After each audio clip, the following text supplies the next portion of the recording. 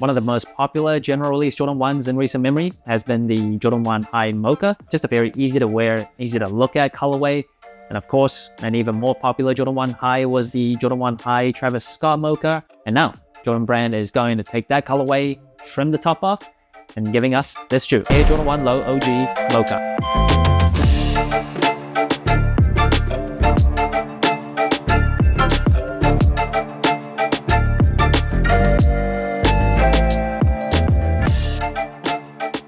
Now, the shoe is dropping on September 21st for $140 in the United States. And first impressions of the Jordan 1 Low Mocha. Yeah, how can you dislike it?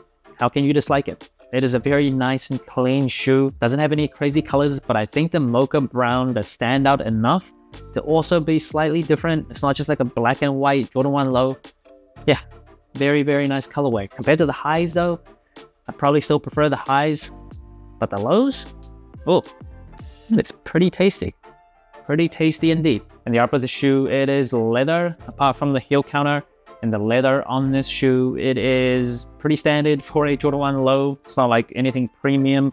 It's not like the thickest leather, so that's not the best. The white parts also has that polyurethane coating that you often see, especially on Jordan 1s. Now, I will say that the black parts, like along the toe box and the overlays, it is pretty soft.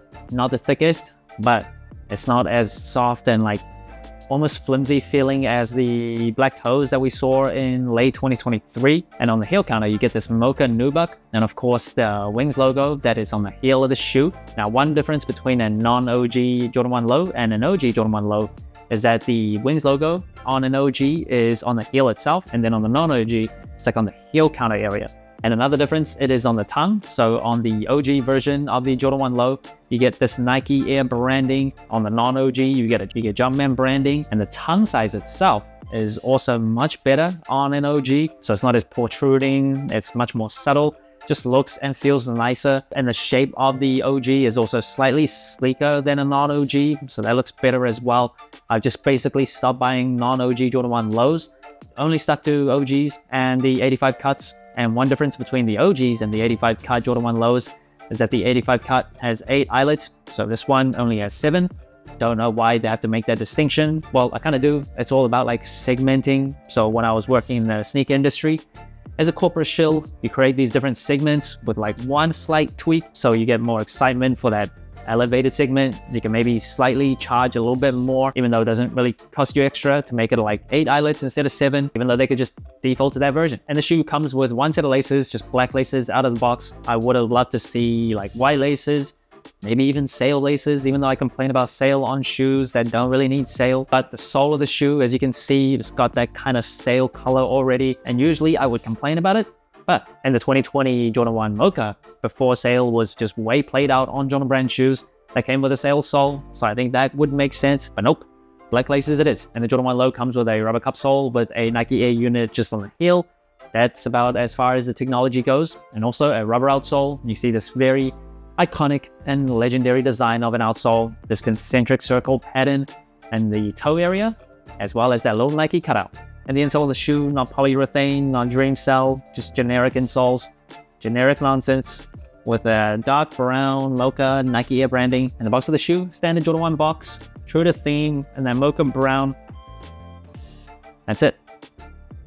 And now moving on to sizing and comfort, I am a wide footer for Jordan 1 Lows. I stick true to size. I think it fits pretty well lengthwise, widthwise. So I do recommend sticking true to size. But if you don't have wide feet, you could even go down half a size. I wouldn't do it just to play it safe.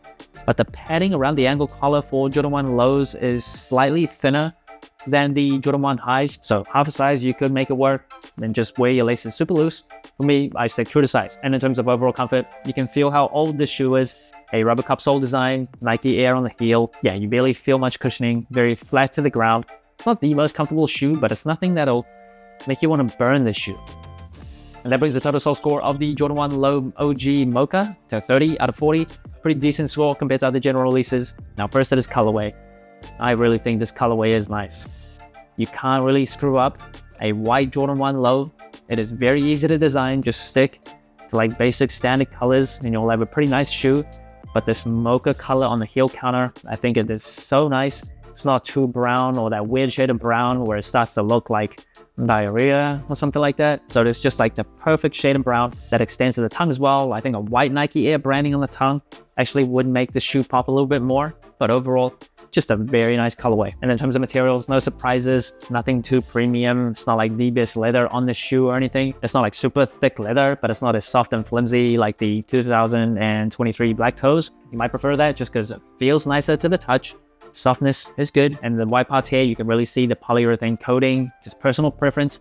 I don't love the materials on the shoe, but at this point, not really surprised for a Jordan 1 Low OG. Now, in terms of comfort, Jordan 1s, I think, are very average in terms of overall comfort.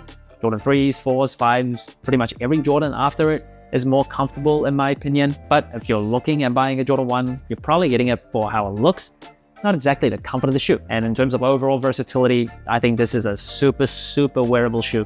I think the Jordan 1s are still the most wearable Jordan shoe ever. And the lows, arguably, is more wearable than the highs. I think low cuts subjectively are more wearable anyway, just for any sneaker. And on the most wearable sneaker from Jordan brand, paired with this colorway, a very easy, predominantly white sneaker that has a little bit of brown that fits perfectly for fall. Yeah, very wearable. Anybody could wear the shoe and pull it off. I really believe you can create an infinite number of Jordan 1 lows and just really make it work. Because look at the silhouette. Just chuck on any color, as long as it's not like silly, and it'll look good. White, black, blue, white, black, red, white, black, pink even, white, black, even purple, some shades of purple, white, black, yellow, just anything on this Jordan 1 and it'll work. And it's the same as this. Is it as good as the Jordan 1 High Mocha? Honestly, it's kind of personal preference. So let me know what you think of the Air Jordan 1 Low Mocha. Like, subscribe, comment, all the good stuff. And remember, tomorrow may never come, so wear your shoes.